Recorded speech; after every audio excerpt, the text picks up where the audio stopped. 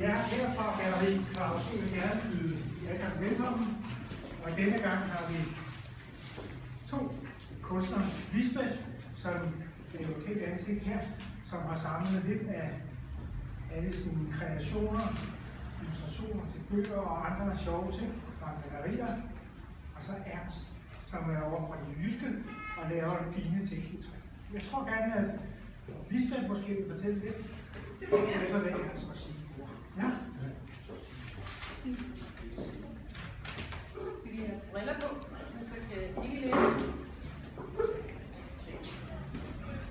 Kære venner, tusind tak fordi I er kommet i dag. Den største skræk for en kunstner må være, at der ingen kommer.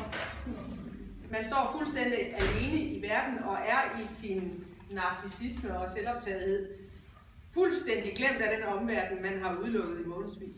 Og det er altså ikke sjovt. Jeg vil ikke sige så meget, hvis jeg altså kan lade være.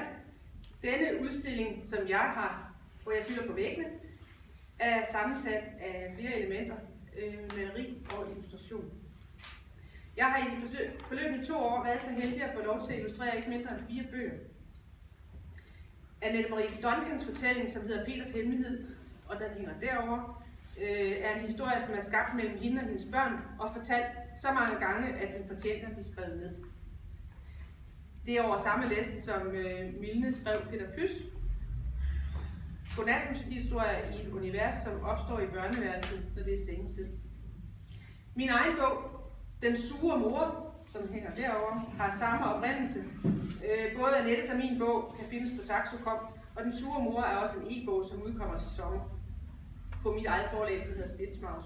Og det er også en historie, som er opstået ved, at mine drenge og jeg har sammensat den ved at give den flere og flere elementer, og så til sidst, så synes vi alle sammen, at den skulle ses af nogle andre.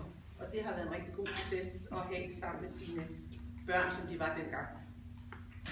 Så er der Magnus Punkerhår, den hænger herovre, skrevet af Jørgen Bach Poulsen, og det er en bog, der handler om de svære ting i livet, og tale om skilsmisser og skældud og død og begravelse og sådan nogle ting.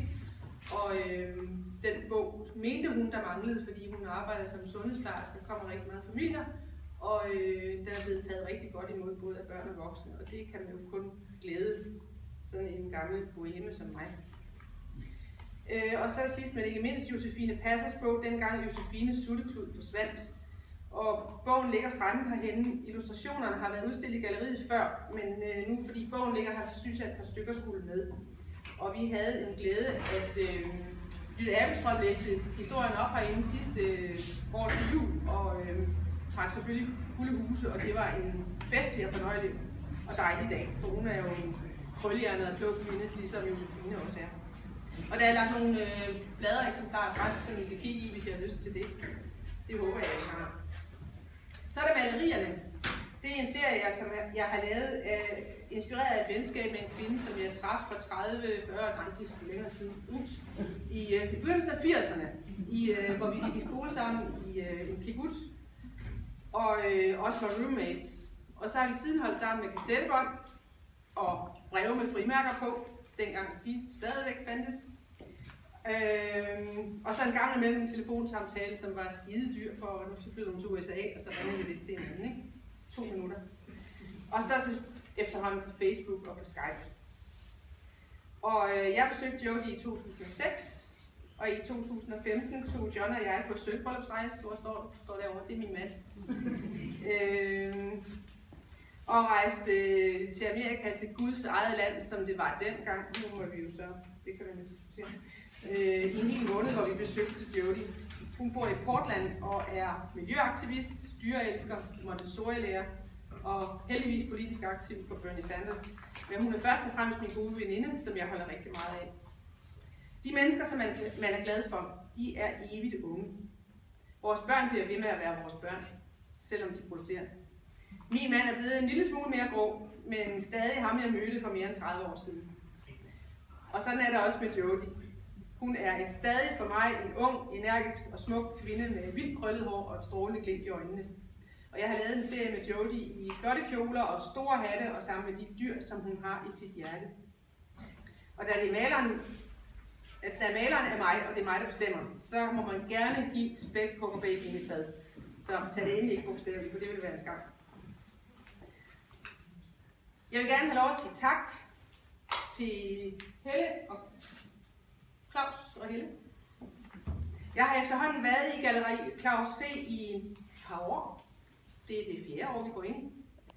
Og har været med til rigtig mange events og rigtig mange udstillinger.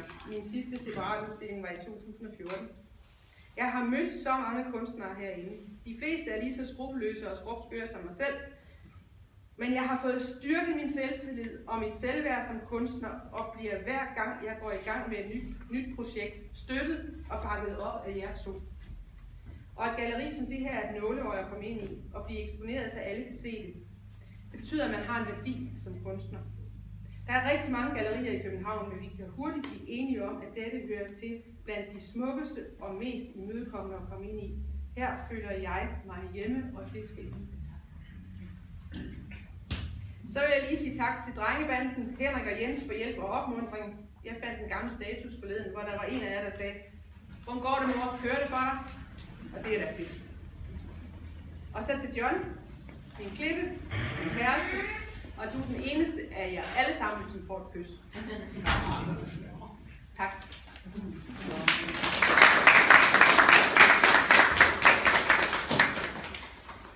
Ernst kommer jo som sagt op fra det store Thy, og kom ind her for et stykke tid siden, og vi snakkede lidt om det, og så passede det pludselig sammen, at vi kunne passe ind sammen med Lisbeth. Og det hoppede Ernst på med det samme, og pakkede jeg kufferten og kom her og ville vise sine ting. Spændende. Ja, Han kan en masse om træ. Ja, det vil jeg godt lige sige lidt om, jo. Fordi jeg synes egentlig, at det er for, man siger, for lidt af træ, når man går rundt på kunstudstillinger og museer, og sådan, synes jeg. Men der er jeg også lidt vidt af træ selvfølgelig, så det kan man ikke helt regne med. Men så har jeg så selv prøvet at gøre lidt ved det ved at udstille så meget jeg kunne rundt omkring. Og så det har så været i det jyske hidtil, og det har været meget spændende. Men så har jeg jo chance for at prøve København her i Galleri Claus C. Og så det her i hovedstaden, det er spændende at se, hvad I siger til det herovre. Så. Det jeg har taget med, det er sådan set lidt om farver, og jeg har prøvet at dele op i de 3 grupper. Jeg har en gruppe, som, hvor jeg farver træet, som det er. Og så har jeg en gruppe, hvor jeg ligesom forstærker de farver, der er i træet. Og så har jeg en gruppe, hvor det er, de bevarer de naturlige farver. Og jeg kan lige sige lidt om hver gruppe, fordi det er så den første med farverne.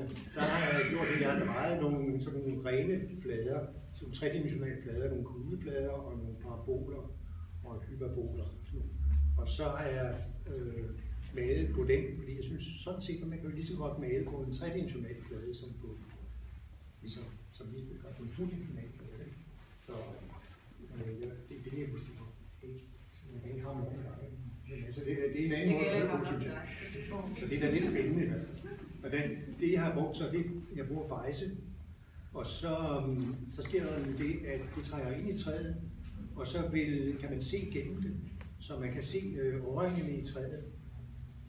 Og man kan se, i det her tilfælde, der har jeg, for de farvede vedkommende, så er det en ahorn, som er angrebet af en ambrosiasvamp.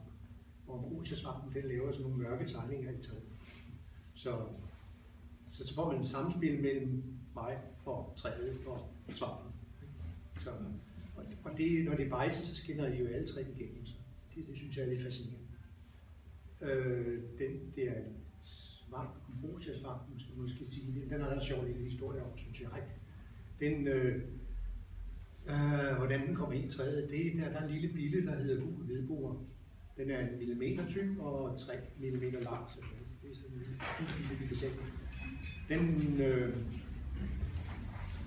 Den borer sådan en gang ind i stammen på en 5-10 cm. Og så når den er kommet derind, så laver den små sidegange, så lægger den et æg i hver sidegang. Og så henter den nogle sporer af den her ambrosiasvamp og lægger inde ved siden af ægget. Og så spiger sporerne, og svampen vokser, og så lever larven af den her svamp. Og så flyver den på et eller andet tidspunkt. Og så senere så vokser svampen op igennem træet, og den laver sådan nogle lange brune søjler op igennem stammen, som man så kan, når man skærer ind igennem, så får man nogle tegninger. Det synes jeg er en spændende måde at gøre, når man nu har chance for at regne ind i sådan en speciel træer. Så den anden gruppe, hvor jeg synes, det forstærker det, der er, det er egetræ, hvor jeg bruger dampning med ammoniak. Rygning kalder man det, og man kalder det ryget egetræ. Og røget eg, det er faktisk en gammel metode til at gøre egetræ mørkt. Og det virkningen, den kommer ved, at i kernetræet i eg, der er rigtig meget syre, specielt garvesyre. Og i det yderste, det er så benytter af også, der er i det, man kalder splinten, det yderste 5-7 cm eller sådan, der er meget lidt garvesyre. Og når det så bliver, når jeg sænker en skål ned i, eller et fad for eksempel, når jeg sætter det ned i sådan en beholder med lidt ammoniak ned i bunden, så kommer der dampe rundt omkring, og de dampe trænger ind i træet. Og når de så kommer ind, så bliver de neutraliseret af de syre, der er inde i træet, og så bliver der udfældet nogle mørkesider. Og så kan man så se, at kernetræet, der er rigtig meget garvesyre, det bliver rigtig mørkt, mens splinten, det yderste, den bliver lyst. Så kan jeg så ved at skære ud i stammen, så kan jeg prøve at få sådan lidt, synes jeg, lidt grafisk billede ud af det på en eller anden måde. Så det synes jeg er rigtig spændende. Det er ikke helt let, men det er lidt udfordrende at se, om man kan få tryllet ud af sådan en stamme. Og den sidste gruppe, det er så det er den ene sår her. Det er sådan en asymmetrisk sag, som jeg prøver at dreje og lege med. Den her er i ask, og så kan man se, at asken den sådan har så meget tydelige åring, og det giver sådan en fin tegning omkring, når man kigger på det. Ser på det. Og så samtidig så, når man tager på det, så får man altså en dejlig fornemmelse, ligesom runde, bløde former af det, det selvfølgelig ikke, men det er sådan meget kropslige og fornemmende og følende. Så den har jeg kaldt skønheden, den her, det synes jeg egentlig den er. Og så kom jeg jo til at tænke på de der gratier fra den græske mytologi, og der var jo så 3 gratier, som var søn af Zeus, og de var selvfølgelig gudesmukke, det er klart. Det er altså en af dem, det er skønheden. De to andre, det er livsglæden og frugtbarheden. Og livsglæden, der tænker jeg, der valgte jeg sådan en gammel sprukken avnbøg, som jeg har liggende. Fordi den giver altså et helt masse spil og en masse linjeføring inde i produktet. Ja, den kommer frem nu, det kommer der med. Ja, den ser sådan ud. Og den er selvfølgelig gammel, men det kan godt være livsglæden. Og så frugtbarheden, så tænkte, det skal være en mose i. Det er sådan noget solidt og godt og tungt.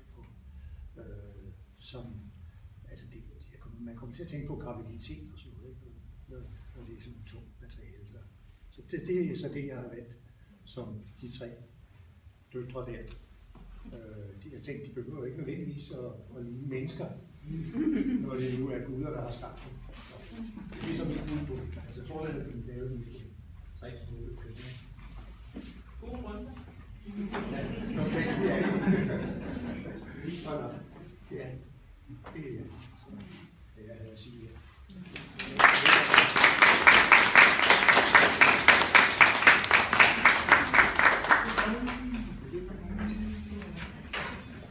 Jeg er sikker på, at både Lisbeth og Ernst svarer på alle de spørgsmål, vi nu har samlet sammen. Godt. Håber vi kan få en fornøjelig eftermiddag.